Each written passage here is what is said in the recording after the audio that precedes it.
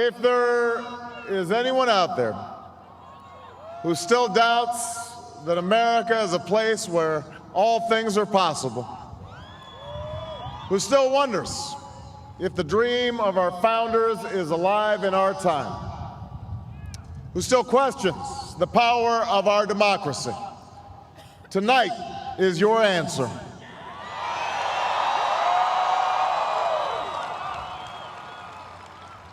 It's the answer told by lines that stretched around schools and churches in numbers this nation has never seen, by people who waited 3 hours and 4 hours, many for the first time in their lives, because they believed that this time must be different, that their voices could be that difference.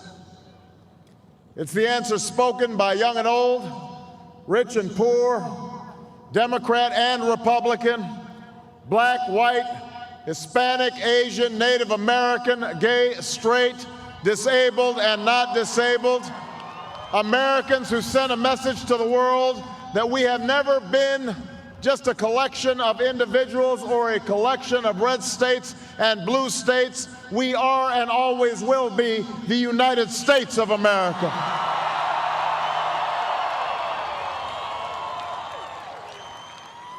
It's the answer that led those who've been told for so long by so many to be cynical and fearful and doubtful about what we can achieve, to put their hands on the arc of history and bend it once more toward the hope of a better day.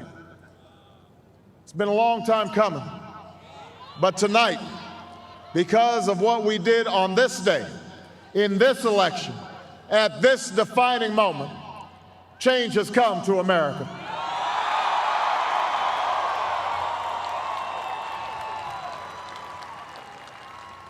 A little bit earlier this evening, I received an extraordinarily gracious call from Senator McCain. Senator McCain fought long and hard in this campaign, and he's fought even longer and harder for the country that he loves. He has endured sacrifices for America that most of us cannot begin to imagine. We are better off for the service rendered by this brave and selfless leader. I congratulate him. I congratulate Governor Palin for all that they've achieved, and I look forward to working with them to renew this nation's promise in the months ahead.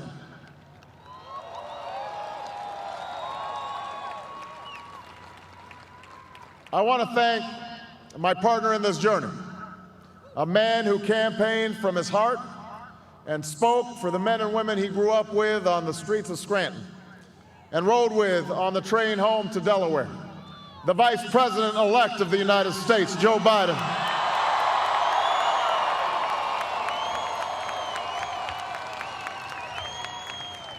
And I would not be standing here tonight without the unyielding support of my best friend for the last 16 years, the rock of our family, the love of my life, the nation's next First Lady, Michelle Obama.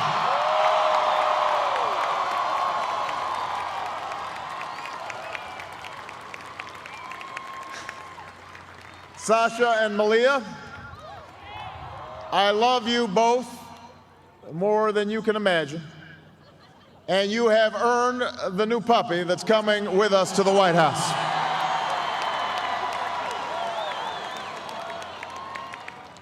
And while she's no longer with us, I know my grandmother's watching, along with the family that made me who I am. I miss them tonight. I know that my debt to them is beyond measure.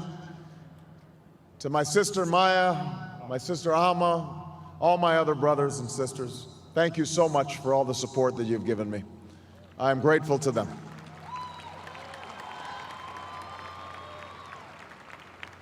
To my campaign manager, David Plouffe,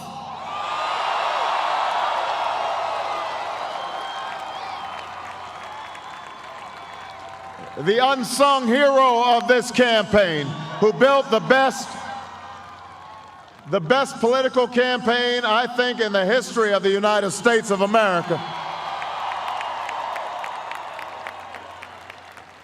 To my chief strategist, David Axelrod, who's been a partner with me every step of the way. To the best campaign team ever assembled in the history of politics, you made this happen, and I am forever grateful for what you've sacrificed to get it done.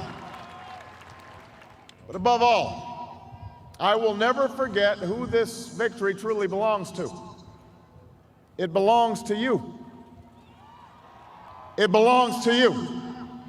I was never the likeliest candidate for this office.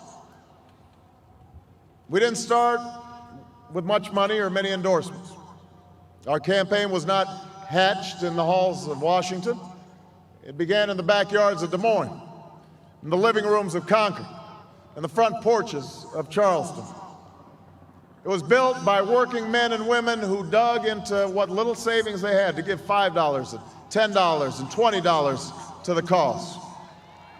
It grew strength from the young people who rejected the myth of their generation's apathy, who left their homes and their families for jobs that offered little pay and less sleep.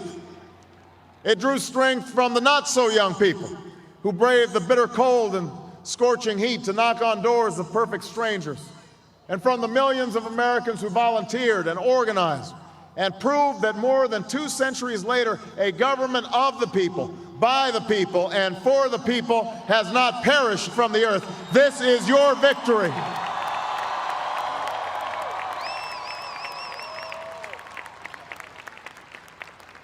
Now, I know you didn't do this just to win an election. And I know you didn't do it for me. You did it because you understand the enormity of the task that lies ahead. For even as we celebrate tonight, we know the challenges that tomorrow will bring are the greatest of our lifetime. 2 wars, a planet in peril, the worst financial crisis in a century. Even as we stand here tonight, we know there are brave Americans waking up in the deserts of Iraq and the mountains of Afghanistan to risk their lives for us. There are mothers and fathers who will lie awake after their children fall asleep and wonder how they'll make the mortgage, or pay their doctor's bills, or save enough for their child's college education. There's new energy to harness, new jobs to be created, new schools to build, and threats to meet, alliances to repair. The road ahead will be long. Our climb will be steep. We may not get there in 1 year or even in 1 term. But America, I have never been more hopeful than I am tonight that we will get there. I promise you, we as a people will get there.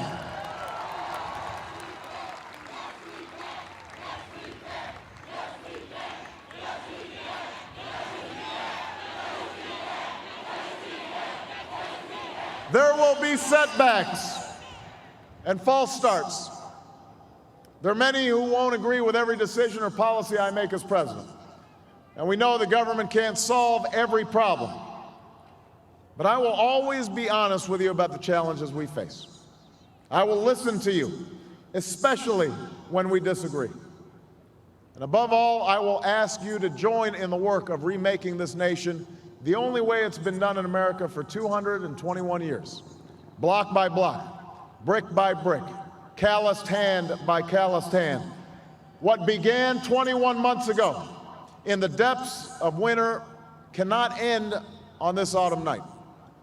This victory alone is not the change we seek. It is only the chance for us to make that change. And that cannot happen if we go back to the way things were. It can't happen without you, without a new spirit of service, a new spirit of sacrifice. So let us summon a new spirit of patriotism, of responsibility, where each of us resolves to pitch in and work harder and look after not only ourselves but each other. Let us remember that if this financial crisis taught us anything, it's that we cannot have a thriving Wall Street while Main Street suffers. In this country, we rise or fall as one nation, as one people. Let's resist the temptation to fall back on the same partisanship and pettiness and immaturity that has poisoned our politics for so long. Let's remember that it was a man from this state who first carried the banner of the Republican Party to the White House, a party founded on the values of self-reliance and individual liberty and national unity. Those are values that we all share. And while the Democratic Party has won a great victory tonight, we do so with a measure of humility and determination to heal the divides that have held back our progress.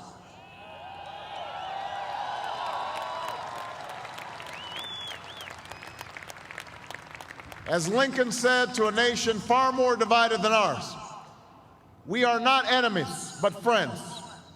Though passion may have strained, it must not break our bonds of affection. And to those Americans whose support I have yet to earn, I may not have won your vote tonight, but I hear your voices. I need your help, and I will be your president too.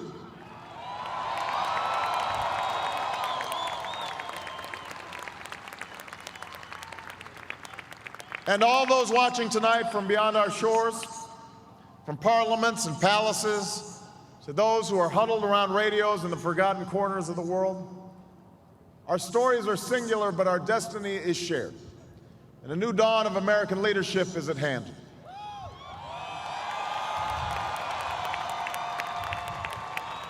To those who would tear the world down, we will defeat you.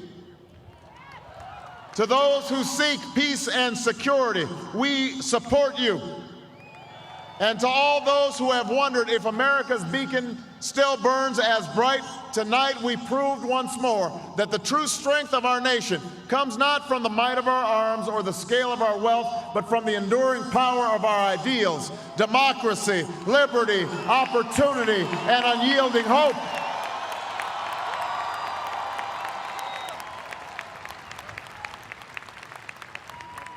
That's the true genius of America, that America can change.